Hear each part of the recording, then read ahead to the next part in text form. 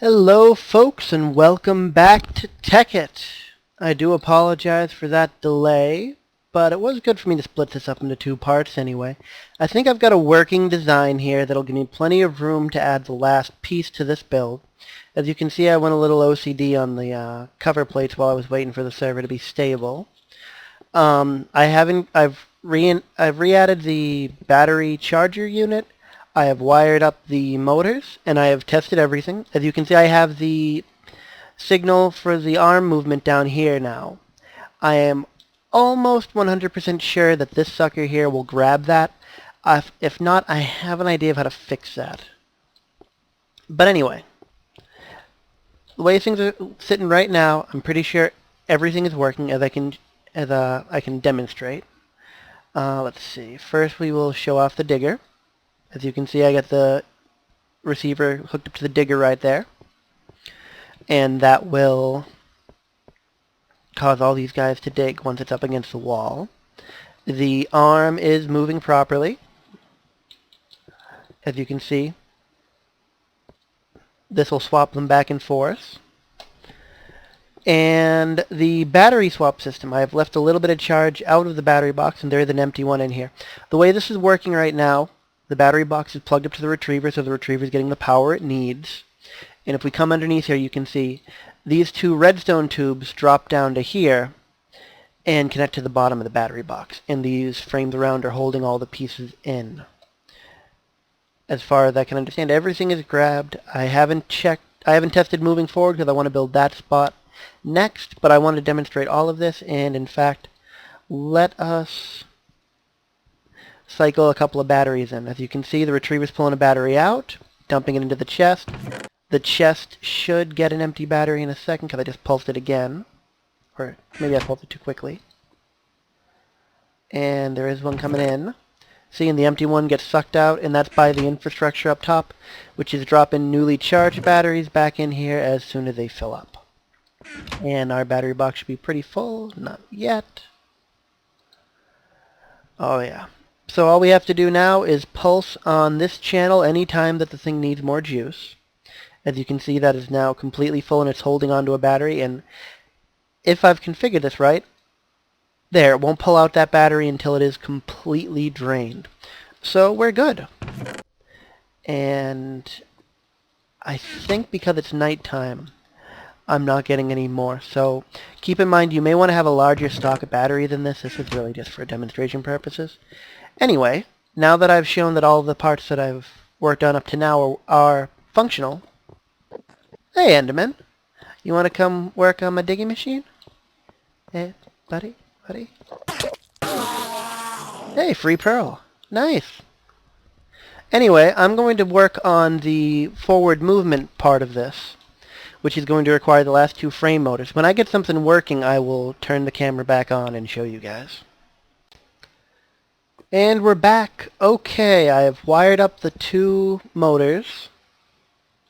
I got my buddy over there, Hellfire. He's just doing some extra programming for the computer that's going to be controlling this. I am going to show you a way to do it without computers, though. Basically, I added these two frame motors. I wired them up to the battery. And, in all actuality, I could have just moved this over a little bit, but I screwed up. I ended up putting the antenna over here. I created a new channel for the move forward command. You do need to make a repeater. I have it on the second tick, which is just enough speed for this. If you make it much bigger, you may need a third tick on that. Anyway, this motor is upside down and facing forward. So what it does is it moves the entire frame except for itself forward. And then this motor is pointed to the left or forward, depending on how you're looking at it. And all this will move is the frame motor, because as you see, when the frame motor moves, it'll just be over empty space and then it gets pushed forward. I have already dug out one layer using the digger and my sorting system. Ooh, that's a good catch right there. Now you see, I added the ender chest. Oh, come on, don't play that game with me. Oh, no. Is the server acting up again? I think the server's acting up again. I'll be back when the ender chest is back. Hello, guys, and welcome back again. The server is still being very dumb, but I did manage to get this guy working, so I'm going to show you what I've done. The battery system is the same as it was. I have placed the frame motors back down again. Must have been a mistake. Anyway, my friend Hellfire is doodling on the computer right now, trying to get that sucker working. But I will demonstrate the machine since the server's running, and I'm going to take advantage of it. As you can see, I put some lighting on the machine, and it has dug a little bit while we were testing it. The way that this works, I think I already explained it, but I'll go through it again. This frame motor only pushes this frame forward after this frame motor has pushed the entire machine forward by 1 space. So, is it clear up in front? Nope. Okay, so let's go through a whole cycle using my wireless transmitter. First we're going to have the quarry dig. Then you see all of those are dumping into the ender chest up top. And then we're going to have it dig again, just to make sure that no gravel fell in front. I'll get into that in a bit. Then we move the arm to the other side, and we pulse the dig. Give it a moment for gravel, and we pulse the dig again. Okay, now that we know that the front is clear, we can move the machine forward. Now you're going to watch this guy with me. First, this guy's going to activate, then the repeater is going to pause and make that one push the first frame motor forward again. So for a moment there, after this one goes, it's not going to be connected to power. But since it's only getting moved forward and it doesn't have any job to do, it'll reconnect before it needs to worry about that. There we go. Everything went as planned. How's the charge level doing? Okay, as you can see, there's a battery in there waiting to go.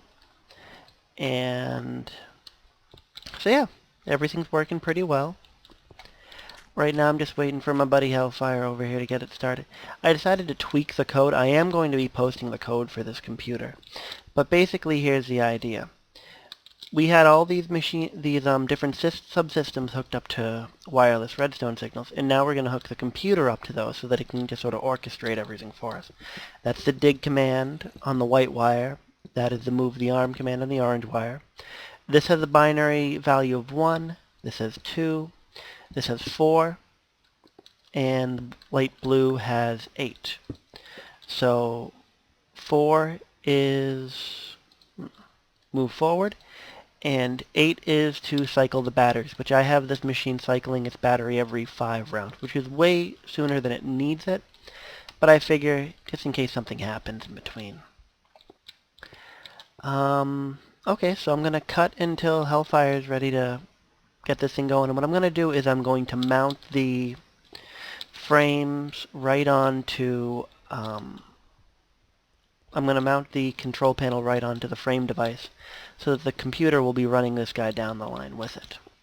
You could always keep it down here like this, but I found that if the computer's with it, it's less likely for there to be like a chunk loading lag or something.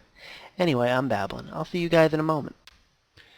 Okay guys, we're back, and I have wired up the automated mining computer to the rest of the machine. During testing we had a minor kerfluffle because the machine broke us. There is a bug where sometimes when you're moving specialty items like ender chests or non-red power mod items using frames, they will cause a graphics bug and crash you, but it will not stop the server, and the machine will continue running until it's reached its intended goal. Yeah, I agree. So anyway, my friend Hellfire made this program called Dig. Very basic program, but pretty awesome, does exactly what I needed. I will be posting it in a Dropbox link with this. All that happens is that you run the program Dig. It asks you how many sets you want to run. I'm just going to say 1. What happens is it goes through 5 sets, and on the 5th set it cycles the battery. So it should be digging now. There we go. It digs, and then it pulses again to make sure that it gets the gravel, moves forward, swaps over. There we are, and of course everything's dumping into that ender chest and going straight into the sorting system. So there we go. Okay, this is the complete guy. Mission accomplished. If there's anything that I need to cover in greater detail, feel free to comment. As I said before, I will be posting this computer script Though, honestly, the way that I have this set up, you could just create a redstone circuit using repeaters and a timer that would do this exact same thing. You don't really need the computer. The computer just makes it a lot more compact and efficient. And you can mount it right on this. And as you can see, the guy's working very well. It's dug this whole tunnel for me. Anyway, I really hope this helps you guys build your own frame creations.